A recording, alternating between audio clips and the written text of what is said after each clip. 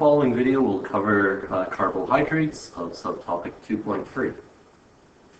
Here's a list of understandings and applications that will be covered in this video. So we'll start with carbohydrates. So carbohydrates, as covered in a previous video, contain carbon, oxygen, and hydrogen, where oxygen and hydrogen can be found in a ratio of 2:1.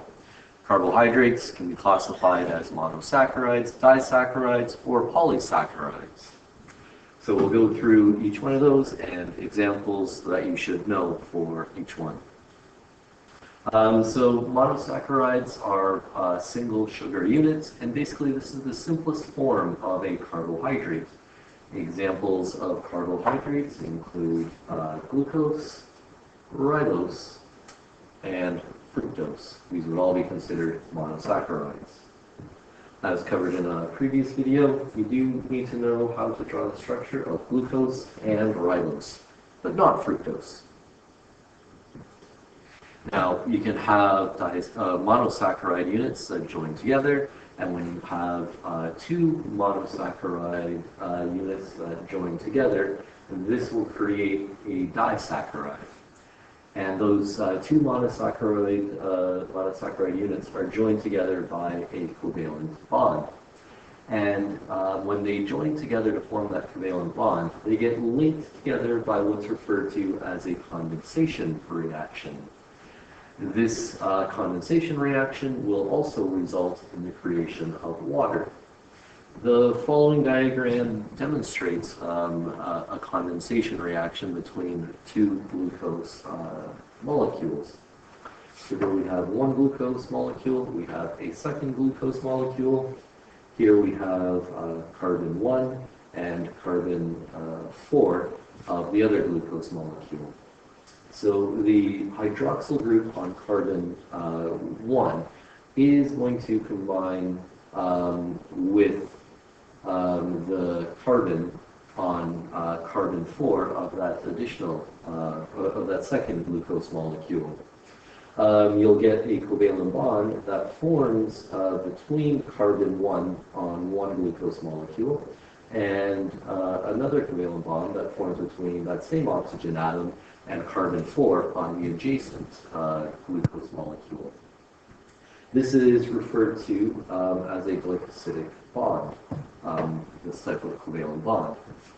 And the remaining, that hydroxyl group and hydrogen that get removed join together to form water as another product. So in this case, we have glucose plus glucose that join together to form a disaccharide. This specific disaccharide is referred to as maltose, and we get water produced as a byproduct. Other examples of disaccharides that you will need to know, along with maltose, include sucrose and lactose, and these are both formed from condensation reactions. When you have a glucose molecule joining with a fructose molecule, this will provide or create the disaccharide sucrose. So here we have the glucose molecule and the fructose molecule, and again we have water produced as a byproduct.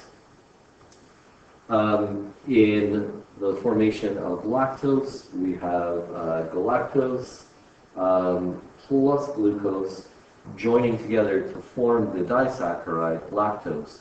And again, in this reaction, we get water created as a byproduct.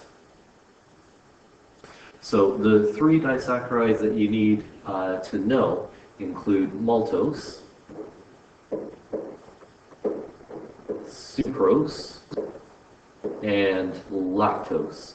And you should know the monosaccharides that go into creating each of these disaccharides.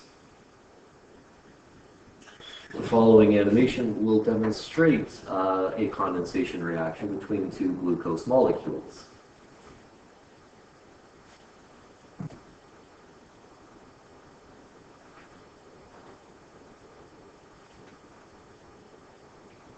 So in the formation of this maltose molecule, of this maltose disaccharide, when the two glucose molecules join together, a hydroxyl group and a hydrogen were removed to create water, and then a covalent bond formed between the oxygen and carbon to create a glycosidic bond.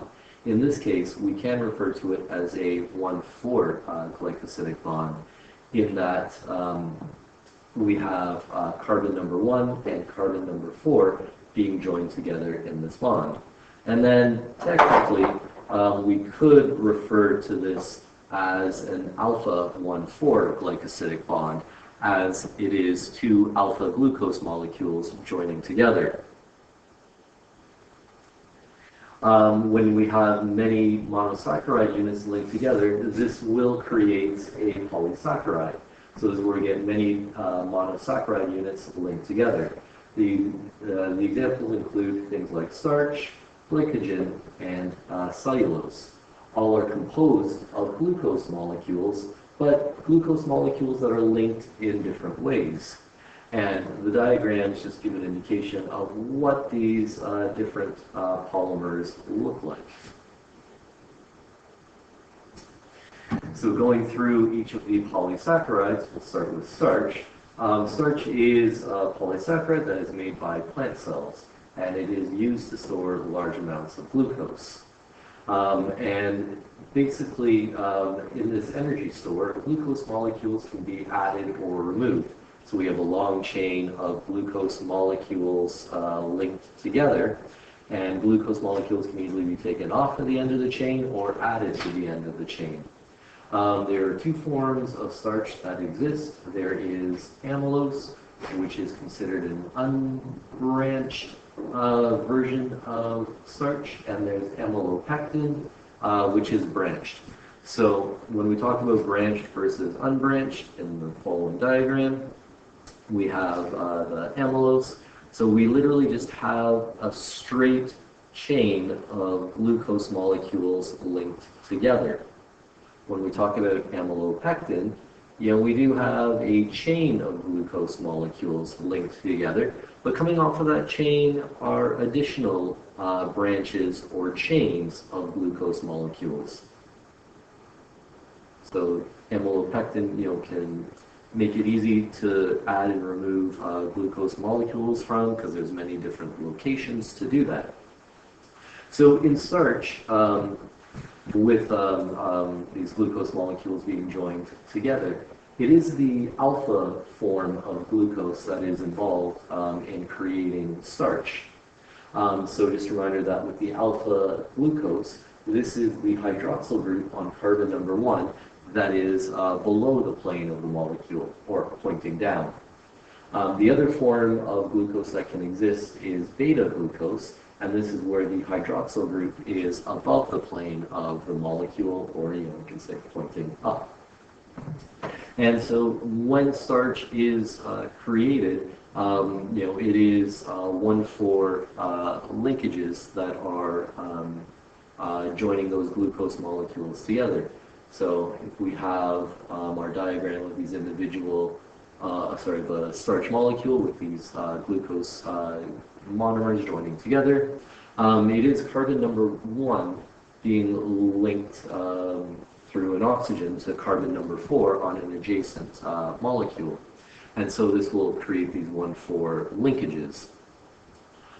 For the branch points on something like amylopectin, it will be on carbon number 6 where the branch points occur. So you'll get carbon number 1 linking to carbon number 6 at these branch points. So the branch points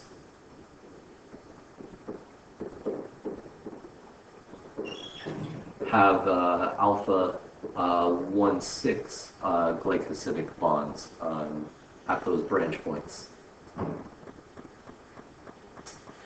The next polysaccharide is cellulose, and cellulose is what forms the plant cell wall. Cellulose is going to be unbranched chains of beta glucose, and this is the version of glucose where the hydroxyl group on carbon 1 is above the plane of the molecule.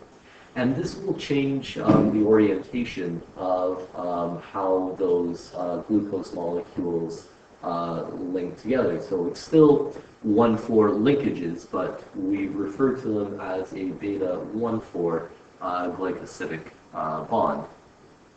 And this will affect the ability of cellulose to be digested as compared to starch. So in these unbranched chains, and this is shown in the diagram here. So here we have an unbranched chain of cellulose, another unbranched chain of cellulose, and linking those chains together are going to be hydrogen bonds. So there are hydrogen bonds that hold those different chains together. These linked molecules will form bundles called cellulose microfibrils, which ultimately go into making up the cell wall of the plant. And this will provide very high tensile strength for the cell. The last polysaccharide we'll consider is glycogen. And glycogen is similar to amylopectin, but it has more branching with it. And glycogen is the glucose storage that we find in animals and some fungi. So it is stored in the liver and some muscles in humans. And this allows glucose molecules to be easily added or removed. And the function of glycogen is that we will store energy in the form of glucose. So it's an easy way for your body to access glucose when it is needed. So with glycogen being more highly branched, this is demonstrated in the figure, which the blue arrow is pointing to, in which we don't really have kind of a main chain. There's just a chain, a branch, and you can have another branch coming off of that branch, a branch that comes off. It's just pretty much all over the place in terms of branching. It's a very highly branched molecule. And again, it's this the same as amylopectin. The straight chain part will be joined together by an alpha 1,4 glycosidic linkage, and at the branch points, this is where you'll have an alpha 1,6 glycosidic linkage occurring at those branch points. So this is the end of the video for carbohydrates in 2.3.